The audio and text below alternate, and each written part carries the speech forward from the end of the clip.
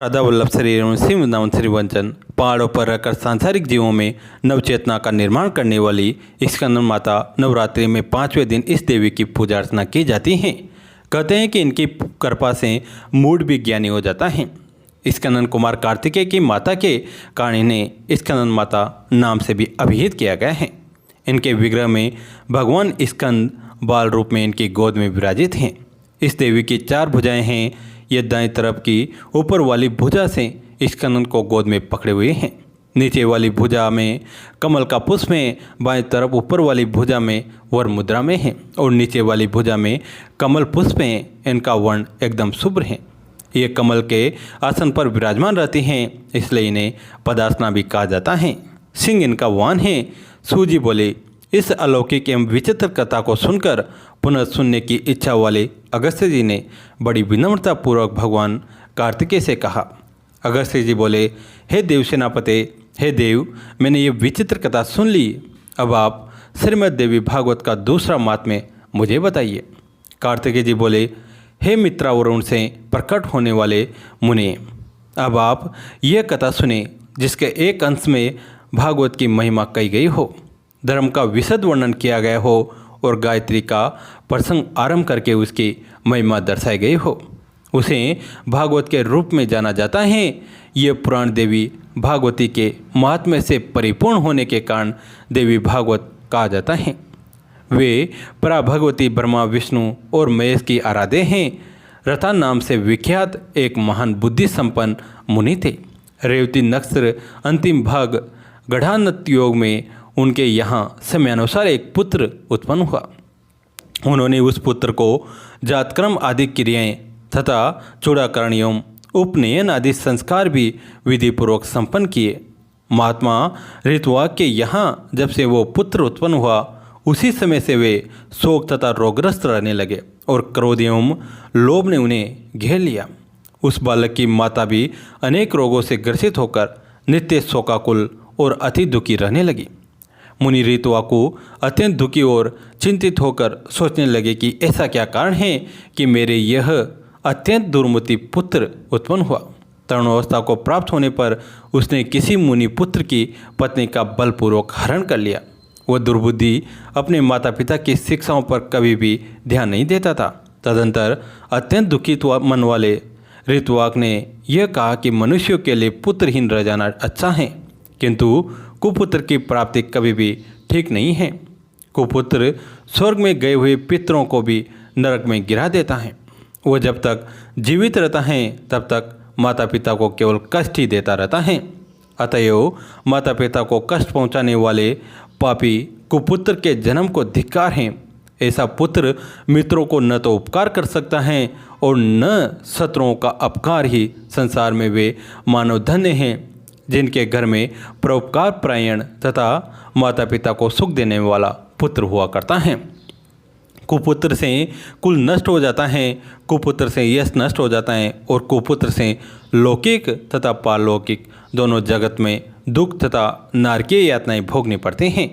कुपुत्र से वंश नष्ट हो जाता है, दुष्ट पत्नी से जीवन नष्ट हो जाता है, विकृत भोजन से दिन व्यर्थ चला जाता है और दुरात्मा मित्र से सुख कहाँ से मिल सकता है। कार्तिकेय जी बोले, हे अगस्त्य जी, आपने दुष्ट पुत्र के दुराचरणों से निरंतर संतप्त रहते हुए मुनि ऋतुवाक ने किसी दिन गर्ग ऋषि के यहाँ जाकर पूछा। ऋतुवाक बोले, हे भगवान, हे ज्योतिष शास्त्र के आचार्य, मैं आपसे अपने पुत्र को दुशीलता का कारण पूछना चाहता हूँ। हे प्रभु, आप उसे बताइए। गुरु की निरंतर सेवा करते हुए मैंने विधिपूर्वक वेदाध्ययन किया और ब्रह्मचर्य व्रत पूर्ण करके विधि विधान के साथ विवाह किया। अपनी भार्या के साथ मैंने गृहस्थ धर्म का सदैव यथोचित पालन किया और विधिपूर्वक पंच यज्ञ का अनुष्ठान किया। हे विपर, नरक प्राप्ति के भेद से बचने के लिए पुत्र प्राप्ति करने की कामना से मैंने विधिवत गर्भाधान किया था, न कि वासनात्मक सुख प्राप्ति की इच्छा से। हे मुनि, दुखदायी माता पिता के प्रति उदंड तथा बंधु बांधवों को पीड़ा पहुंचाने वाला ये पुत्र मेरे दोष से अथवा अपनी माता के दोष से उत्पन्न हुआ।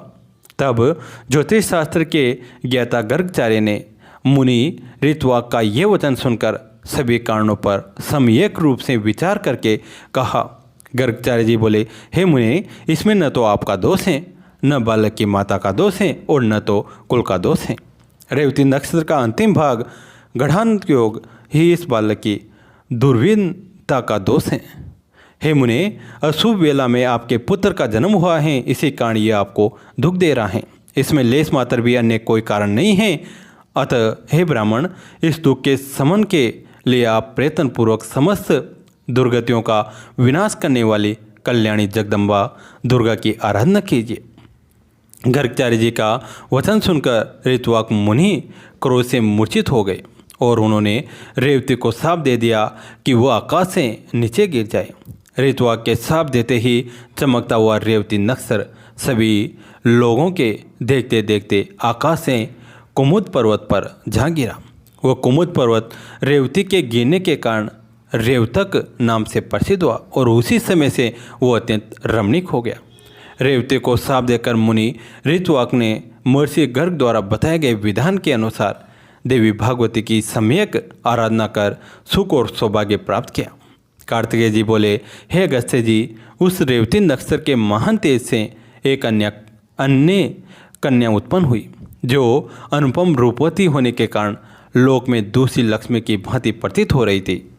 रेवती नक्षत्र के कांति से प्रादुर्भूत उस कन्या को देखकर मुनि परमुच ने प्रसन्न होकर उसका रेवती यह नाम रख दिया। तदंतर ब्रह्म ऋषि परमुच उसे कुमुदाचल पर स्थित अपने आश्रम में ले आए और पुत्री की भांति उसका धर्मपूर्वक पालन पोषण करने लगे। समय पाकर यौवन को प्राप्त उस रूपवती कन्या को देखकर मुनि ने विचार किया कि इस कन्या के योग्य वर कौन होगा। बहुत अन्वेषण के बाद भी जब मुनि को उसके योग्य कोई वर नहीं मिला, तब वे अग्निशाला में प्रवेश करके अग्निदेव की स्तुति करने लगे। परमुच ऋषि के स्तुति यानी गान से प्रसन्न होकर अग्निदेव ने कन्या के योग्य वर का संकेत करते हुए कहा, हे मुनि, इस कन्या के प्रति धर्मपरायण, बलशाली, वीर प्रिय, भाषण करने वाले और अपराजय राजा दुर्दम हो गए। तब अग्निदेव के इस वचन को सुनकर मुनि अत्यंत प्रसन्न हुए। संयोग से उसी समय आखेट के बहाने दुर्दम नामक प्रतिभाशाली राजा मुनि परमुच के आश्रम में आ गए। बलवान तथा अप्रतिम ओर से संपन्न वे थे। प्रियव्रत के वंशज राजा दुर्दम विक्रमशील के पुत्र और कालिंदिनी के गर्भ से उत्पन्न हुए थे। मुनि के आश्रम में प्रवेश कर और उन्हें वहां न देखकर राजा दुर्दम ने रेवती को प्रिय इस सब से संबोधित करके पूछा। राजा बोले, हे प्रिय, महर्षि भगवान परमुच इस आश्रम से कहाँ गए हुए हैं? हे कल्याणी, मुझे सच सच बताओ, मैं उनके चरणों का दर्शन करना चाहता हूँ। कन्या बोली, हे महाराज, महामुनि अग्निशाला में गए हुए हैं। राजा भी ये वचन सुनकर शीघ्रतापूर्वक आश्रम से बाहर निकल आए। इसके बाद परमुच मुनि ने राज लक्ष्मण संपन्न एवं विनयवंतक राजा दुर्मद को अग्निशाला के द्वार पर स्थित देखा। मुनि को देखकर राजा ने प्रणाम किया और तदंतर मुनि परमुच ने शिष्य से कहा, हे गौतम, ये राजा अग्रह पाने के योग्य हैं, अतः शीघ्र ही इनके लिए अग्रह ले आओ। बहुत दिन बाद ये पधारे हुए हैं और विशेष रूप से ये हमारे जामाता हैं। ऐसा कहकर मुनि ने राजा को अग्रह प्रदान किया और राजा ने भी विचार करते हुए उसे ग्रहण किया। तत्पश्चात राजा ने अग्रह ग्रहण करके आसन पर बैठ जाने के उपरांत मुनि परमुच ने उन्हें आशीर्वचनों से अभिनीत करके उनका कुशल से पूछा, हे राजन, आप सोचते हैं आपकी सेना, कोष, बंधु बांधव, सेवगण, सचिव, नगर, देव आदि की सर्वविधि कुशलता तो हैं। हे नरेश, आपकी भार्या तो यही विद्यमान हैं और सकुशल हैं, अतएव मैं उसकी कुशलता नहीं पूछूंगा। आप अपनी अन्य स्त्रियों का कुशल सेम बताइए। राजा बोले, हे भगवान, आपके कृपा प्रभाव से मेरी सर्वविध कुशलता है।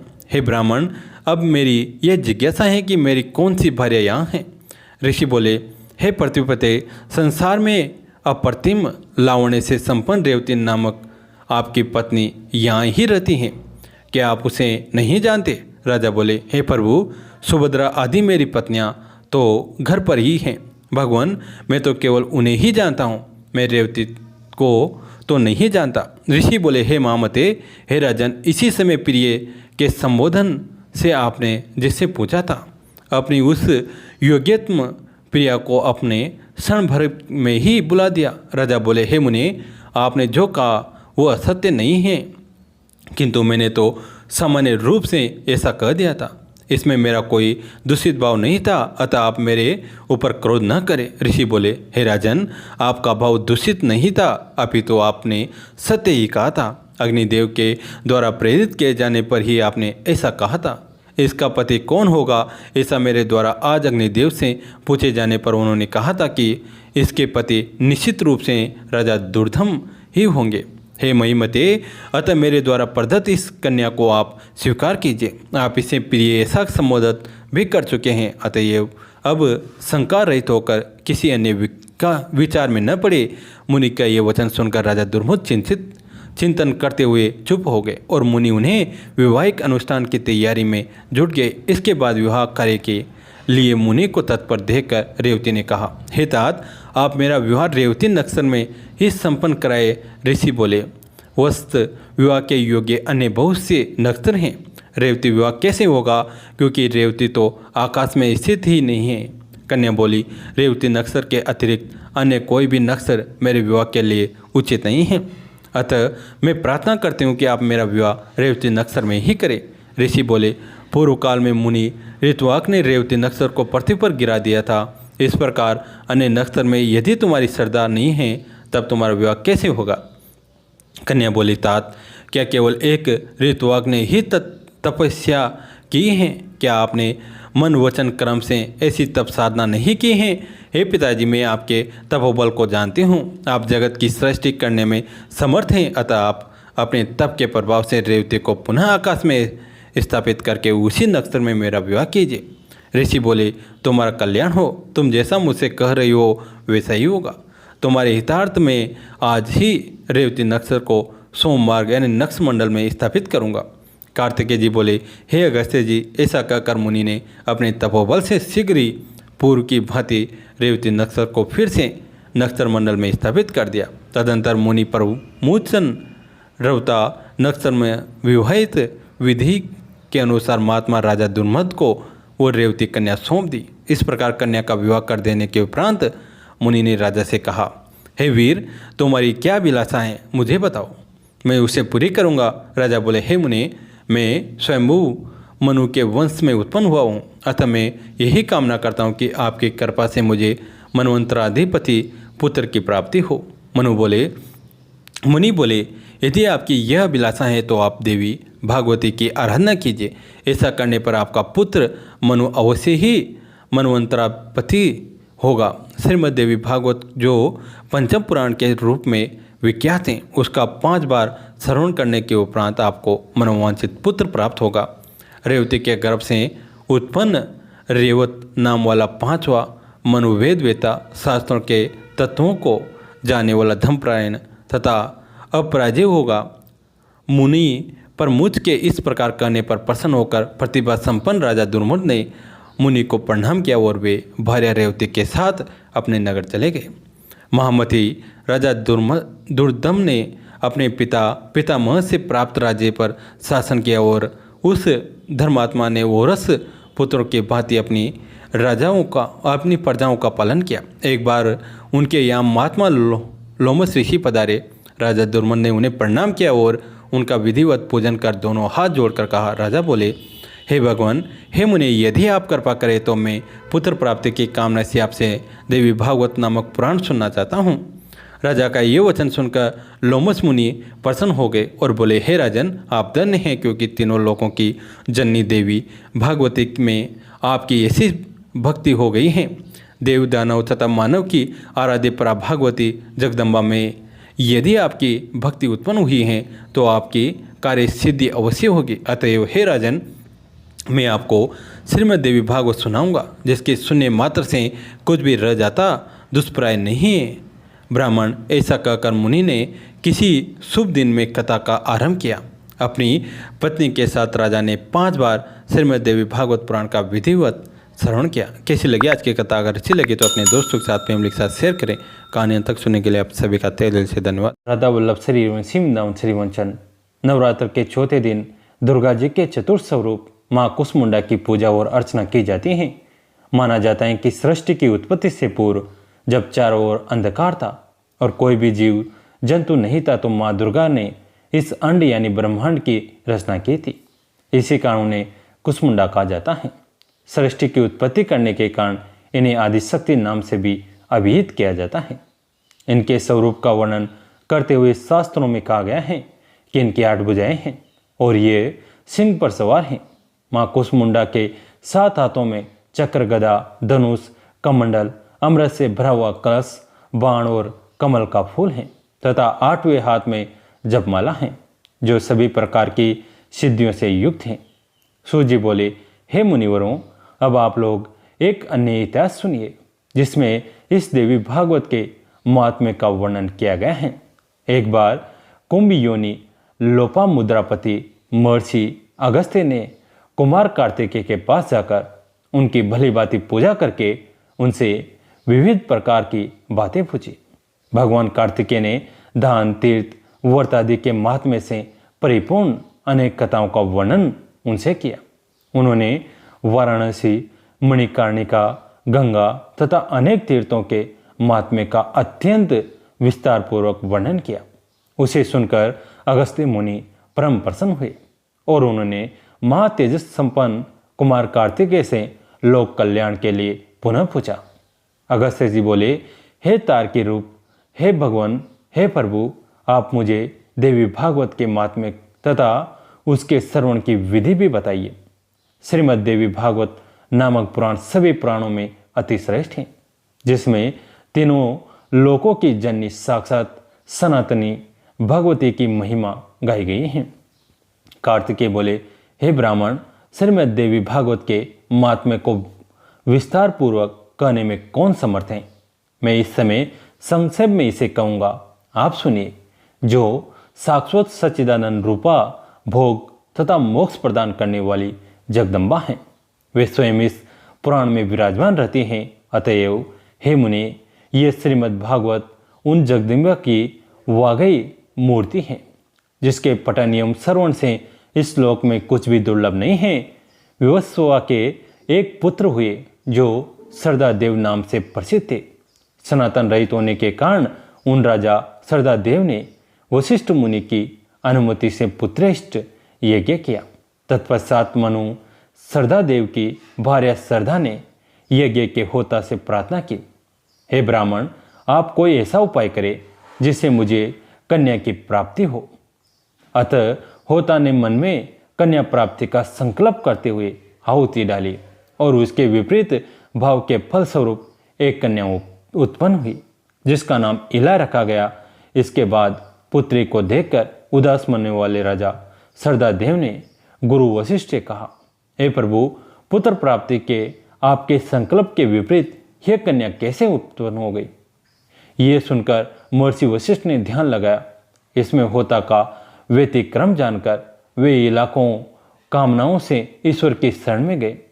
पुत्र बनाने की मुनि के तप प्रभाव और भगवान की कृपा से सभी लोगों के देखते देखते इला कन्या से पुरुष रूप में परिवर्तित हो गए।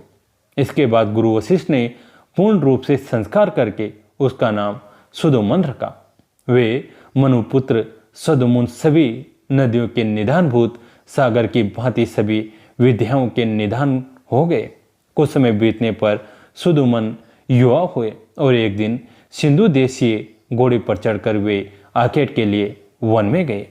अपने सहचरों के साथ वे कुमार सुदुमन एक वन से दूसरे वन में जाते हुए भटकते रहे और फिर संयोग से वे हिमालय की तलहटी के उस वन में पहुंच गए जहां किसी समय देवादिदेव भगवान शंकर अपनी भार्या अर्पणा के साथ आनंदपूर्वक मुद्रा में रमण कर रहे थे। उसी समय भगवान शंकर के दर्शन की अभिलाषा से मुनिगण वहां आ गए और उन्हें देखकर पार्वती जी लज्जा हो गए। तब शिव एवं पार्वती को रमण करते देखकर उत्तम वर धारण करने वाले वे मुनिगण वहां से लौटकर वैकुंठ धाम की ओर चल दिए। तदंतर अपनी प्रेतमा को प्रसन्न करने के लिए भगवान ने उस अरण्य को शाप दे दिया कि आज से जो भी पुरुष यहाँ प्रवेश करेगा वो स्त्री हो जाएगा। तभी से पुरुषों ने उस वन में जाना त्याग दिया और संयोगवश वहाँ पहुँचते ही सुदुमन एक लावण्यमयी स्त्री के रूप में परिवर्तित हो गया। अपने सभी अनुचरों को पुरुषों से स्त्री तथा घोड़ों में रूपांतरित हुआ देखकर सुदुमन आश्चर्यचकित हो गए। अब वह रूपवती तरुणी वन वन में विचरण करने लगी। एक बार वो बुद्ध के आश्रम के समीप पहुंची। स्थूल तथा उत्तम स्तन वाली, बिंब फल के समान लाल होठों वाली, कंद फूल के समान श्वेत दांतों वाली, सुंदर मुख तथा कमल के समान नैनों वाली उस सर्वांग सुंदरी तरुणी को देखकर कामदेव के बाणों से भिदे हुए अंगों वाले भगवान बुद्ध उस पर मोहित हो गए। वह सुंदर बाहों वाली युवती भी चंद्रपुत्र कुमार बुद्ध पर आसक्त हो गए और बुद्ध के साथ रमण करती हुई उनके आश्रम में रहने लगी। हे महर्षि अगस्त्य, कुछ समय बाद बुद्ध ने उस तरुणी से पूर्व रूप व नामक पुत्र को उत्पन्न किया। इस प्रकार बुद्ध के आश्रम में रहते हुए कई वर्ष बीत जाने पर किसी समय उसे अपने पूर्व वृत्तांत का स्मरण हो आया और वह दुखित होकर आश्रम से चली गई। इसके बाद गुरु वशिष्ठ के आश्रम में पहुंचकर उन्हें प्रणाम किया और सारा वृत्तांत कहकर पुरुष तव की कामना करती हुई वह उनके शरणागत हो गई। इस प्रकार सभी बातों को जानकर वशिष्ठ जी कैलाश पर्वत पर जाकर विधि विधान से भगवान शंकर की पूजा करके परम भक्ति से उनकी स्तुति करने लगे। वशिष्ठ जी बोले, शिव शंकर कपर्दी गिरजा के अर्धांग यौम चंद्रमौली को बार बार नमस्कार है। मर्द सुखदाता कैलाशवासी नीलकंठ भक्तों को भोग तथा मोक्ष प्रदान करने वाले आपको नमस्कार है। शिव स्वरूप शरणागत भयहारी वर्ष 52 शरणदाता परमात्मा को नमस्कार है। सर्जन पालन तथा संहार के समय ब्रह्मा विष्णु तथा मेष रूपधारी देवादिदेव वरदायक तथा त्रिपुरारी को मेरा नमस्कार है। यज्ञ रूप तथा यज्ञों के फलदाता को बार बार नमस्कार है। आप गंगाधर सूर्य चंद्र अग्नि स्वरूपा त्रिनेत्र को मेरा नमस्कार है। इस प्रकार मुनि वशिष्ठ के द्वारा स्तुति किए जाने पर करोड़ों सूर्य सरदर्श प्रभाव से युक्त एवं भगवती पार्वती के साथ नंदी पर आरूढ़ हुए जगतपति भगवान शंकर प्रकट हो गए।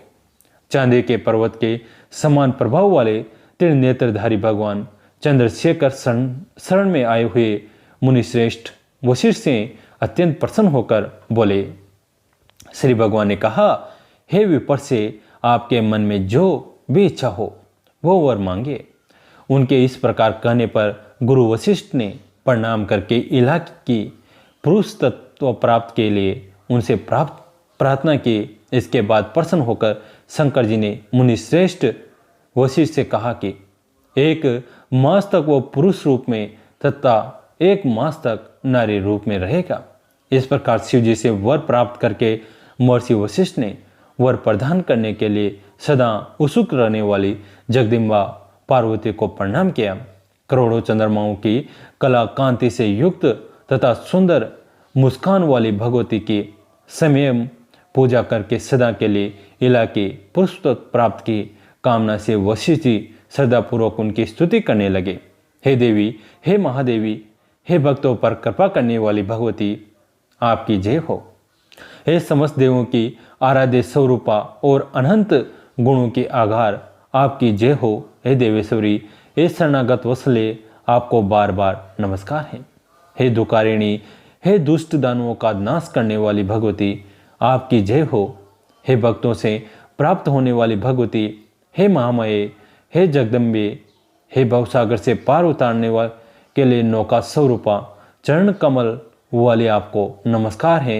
आपके चरण कमलों की सेवा से ही ब्रह्मा विष्णु तथा महेश आदि देवता विश्व के सर्जन पालन तथा संहार हेतु सामर्थ्य प्राप्त करते हैं। हे पुरुषार्थ चतुष्टय धर्म अर्थ काम तथा मोक्ष प्रदान करने वाली हे देवेश्वरी, आप प्रसन्न हो। हे देवी, आपकी स्तुति करने में भला कौन समर्थ है। अतः मैं आपको केवल प्रणाम कर रहा हूँ। महर्षि वशिष्ठ जी द्वारा इस प्रकार भक्ति भाव से स्तुति किए जाने पर नारायणी, परम्बा, दुर्गा भगवती तत्काल प्रसन्न हो गई। तदंतर भक्तजनों का दुख दूर करने वाली महादेवी ने मुनि वशिष्ठ से कहा, हे मुनि श्रेष्ठ, आप सुदुमन के घर जाकर भक्ति पूर्वक मेरी पूजा करें। हे द्विश्रेष्ठ, सुदुमन को 9 दिनों में मुझे प्रसन्नता प्रदान करने वाले श्रीमद् देवी भागवत पुराण का प्रेम पूर्वक श्रवण कराइए। उसके श्रवण मात्र से उसे सर्वदा के लिए पुरुष तत्व की प्राप्ति हो जाएगी। ऐसा कहकर भगवती, पार्वती तथा भगवान शंकर अंतर्ध्यान हो गए। इसके पश्चात वशिष्ठ जी उस दिशा को नमस्कार कर अपने आश्रम को लौट आए और सुदुमन को बुलाकर उन्होंने देवी की आराधना करने के लिए उन्हें आदेश दिया। अश्विन मास के शुक्ल पक्ष में जगदम्बा की विधिवत पूजा करके वशिष्ठ जी ने राजा को नवरात्र विधान के अनुसार श्रीमद् देवी भागवत पुराण सुनाया। इस प्रकार अमृत स्वरूप श्रीमद् देवी भागवत पुराण को भक्ति पूर्वक सुनकर और गुरु वशिष्ठ का पूजन वंदन करके सुदुमन ने सदा के लिए पुस्तक प्राप्त कर लिया। महर्षि वशिष्ठ ने सुदुमन का राज्याभिषेक किया और वे प्रजाओं का प्रसन्न रखते हुए धर्मपूर्वक भूमंडल पर शासन करने लगे। सुदुमन ने अत्यंत श्रेष्ठ दक्षिण वाले भांति भांति के यज्ञ किए और अंत में पुत्रों को राज्य का शासन सौंपकर वे देवी लोक को प्राप्त हुए। हे विप्रों, इस प्रकार मैंने आप लोगों को इतिहास सहित देवी महत्व बता दिया।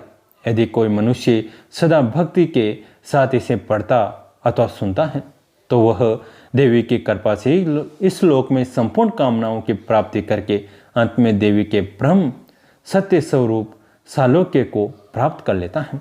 कैसी लगी आज की कथा? अगर अच्छी लगी तो इसे अपने दोस्तों के साथ, फैमिली के साथ शेयर करें। कहानी अंत तक सुनने के लिए आप सभी का तहे दिल से धन्यवाद।